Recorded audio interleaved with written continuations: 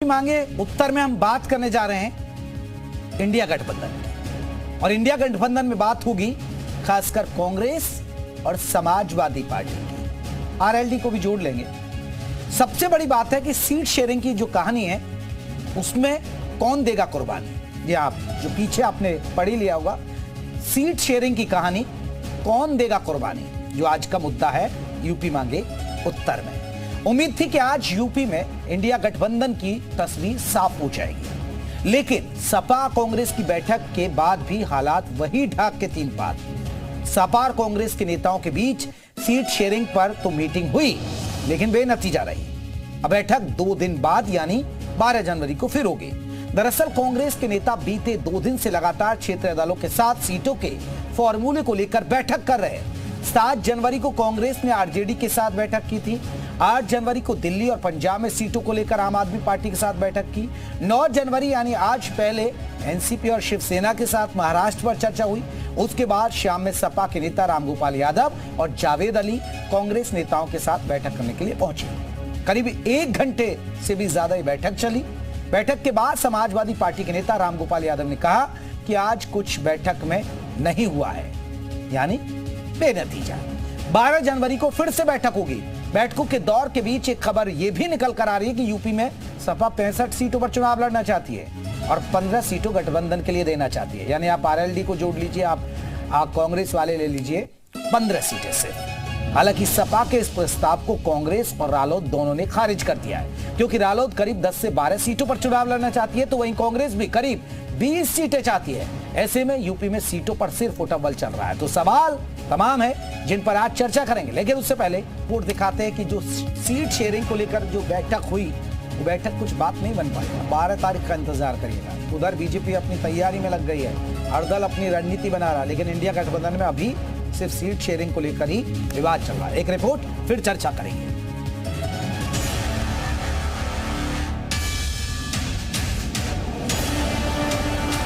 ये सब तो महागठबंधन इंडिया के घटक है ना। देखिए तो कितना प्रेम है, कितना स्नेह है, और चल रहे हैं मोदी जी को हटाने। गंभीरता से इंडिया अलायंस की बातचीत चल रही है, तो मेरा व्यक्तिगत मानना है कि दोनों तरफ से इस तरह की टिप्पणी नहीं होनी चाहिए। हर राज्य में आप देखेंगे जो ये इंडी गठबंधन है, जो एक कागजी गठबंधन है, उसके अलग अलग घटक दल एक दूसरे से लड़ रहे हैं। जो आज भाजपा सत्ता में है, उस बात से घबराई हुई है कि अगर विपक्षी सब लोग एकजुटता से चुनाव लड़ेंगे तो चुनौती खड़ी होगी। इसलिए मुझे पूरा विश्वास है कि इंडिया अलायंस बेहतर परफॉर्मेंस करेगी। बहुत जल्द हमारी सीटों का बंटवारा होगा और हम लोग चुनाव अभियान में जुट जाएंगे।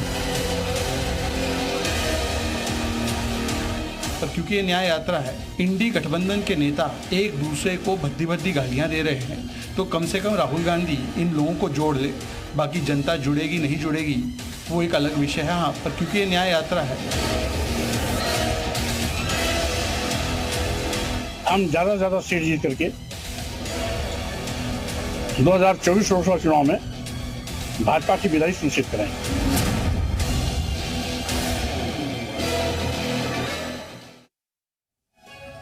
तो चलिए आज के सवाल जिस पर हम चर्चा करने जा रहे हैं। पहला सवाल, कब खत्म होगा सीट शेयरिंग पर सस्पेंस, या जो सीट शेयरिंग का सस्पेंस है। आज बैठक हुई, बेनतीजा रही, 12 का इंतजार करिए।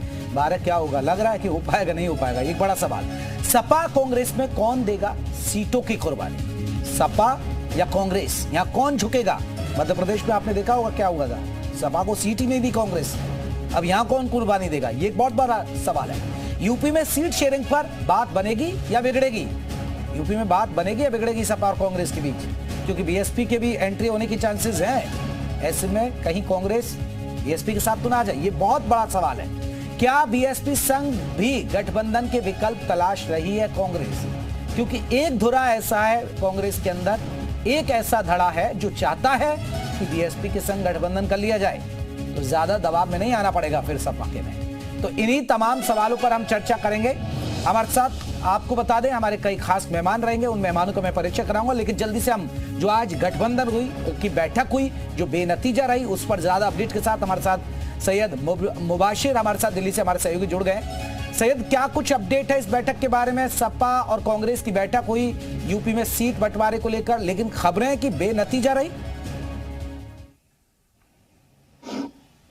जयप्रकाश, 30 से 35 मिनट महज चली इस बैठक में। अगर इसको बैठक कहा जाए तो मुझे लगता है कि शायद जल्दबाजी होगी। वजह इसके पीछे की कि जब महाराष्ट्र की मीटिंग चली थी वो 2.5 से 3 घंटे के आसपास चली, और लेकिन जब सपा के नेता पहुंचे, चाहे वो रामगोपाल यादव हो, जावेद अली खान हो, वो जब पहुंचे, अजय राय कांग्रेस से पहुंचे, तो महज 30 से 35 मिनट के अंदर पूरी मीटिंग वाइंड अप हो गई और जो जावेद अली खान और रामगोपाल यादव दोनों लोग बाहर निकल गए, दोनों नेता बाहर निकल गए। जब उनसे बात की गई तब उन्होंने कहा कि सारी चीजें ऑलमोस्ट चीजें तय हैं, 12 तारीख को दोबारा मीटिंग होनी है, इसलिए कोई ज्यादा बातचीत करने के लिए नहीं था। इस वजह से दूसरी तरफ अगर हम बॉडी लैंग्वेज की अगर हम बात करें जयप्रकाश, तो आपको बताऊं कि मैं नेताओं के चेहरे पे मतलब वो जो एक सेटिस्फैक्शन जो एक लेवल नजर आता है किसी भी मीटिंग के बाद, वो साफ तौर पर नजर नहीं आ रहा था। सिर्फ एक बात जरूर कही रामगोपाल यादव ने, उन्होंने कहा साफ तौर पर, जब बीएसपी के साथ गठबंधन की बात कही थी तो उन्होंने साफ ये कहा कि एक बार हम गठबंधन करके देख चुके हैं जिसका नतीजा भी सबको मालूम है,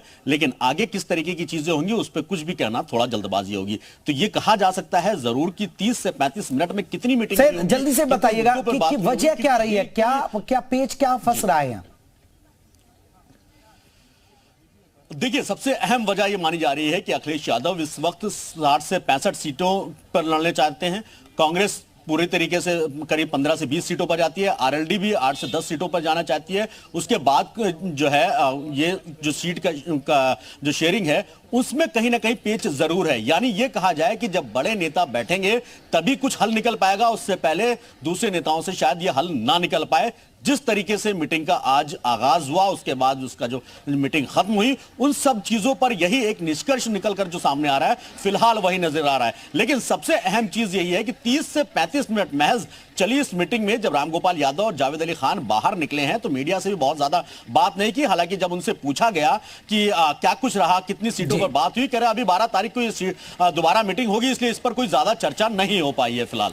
चलिए, सैयद मुबाशिर हमारे सहयोगी देखिए दिल्ली से अपडेट दे रहे थे। आज जो बैठक हुई है वो 30 से 35 मिनट में हुई है। बहुत बहुत शुक्रिया सैयद, तो आपका अपडेट हम तक पहुंचाने के लिए। आपको बता दें हमारे साथ खास मेहमानों का जुड़ने का सिलसिला शुरू हो गया।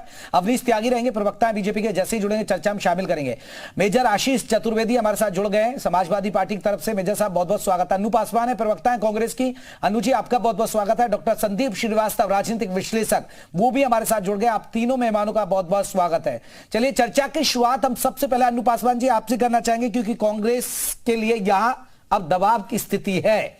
मध्य प्रदेश में तो आप दबाव में नहीं आए, लेकिन यहां दबाव में आना पड़ेगा। अनु जी, अभी सीट शेयरिंग को लेकर हमारे सहयोगी ने देखिए आपको बता भी दिया कि बेनतीजा रही है बैठक। लग रहा बात बन पाएगी समाजवादी पार्टी के साथ? सबसे पहले और यहाँ पे उपस्थित सभी पैनलिस्ट और देश की जनता को नववर्ष की हार्दिक बधाई, शुभकामनाएं। देखिए जेपी सर, जैसा हम सबने ये पहले से तय किया था कि इंडिया अलायंस में मजबूती पाने के लिए और जीत हासिल करने के लिए सभी लोग तैयार भी हैं, और हमारे राष्ट्रीय अध्यक्ष मल्लिकार्जुन खड़गे जी ने जो स्पष्ट रूप से ये कहा है कि जहां पर भी जिसकी जितनी मजबूती होगी उसको उतनी ज्यादा सीटें मिलेंगी, और इसके लिए अगर कांग्रेस पार्टी को 2 कदम पीछे हटना पड़ा तो हम उसके लिए भी तैयार हैं। और अगर जो आज उसका नतीजा नहीं निकल पाया इस मीटिंग का, तो जाहिर सी बात है कि कहीं ना कहीं कुछ रणनीतियों में और मजबूती लाने के लिए थोड़ा और समय लिया जा रहा है, मगर इसका निर्णय बहुत ही सकारात्मक होगा और इंडिया अलायंस के सभी लोग, गठबंधन में जितने भी लोग हैं, सभी लोग को संतोषजनक। आप यहाँ दबाव में आएंगे नहीं? ठीक है, मध्य प्रदेश में आप नहीं आई थी, लेकिन यहाँ तो दबाव में आना पड़ेगा ना आपको। नहीं है, देखिए नहीं जेपी सर, दबाव की इसमें कोई बात ही नहीं है। जब हम गठबंधन में हैं तो कोई किसी के ऊपर दबाव दे ही नहीं सकता। सभी लोग बहुत तो फिर आप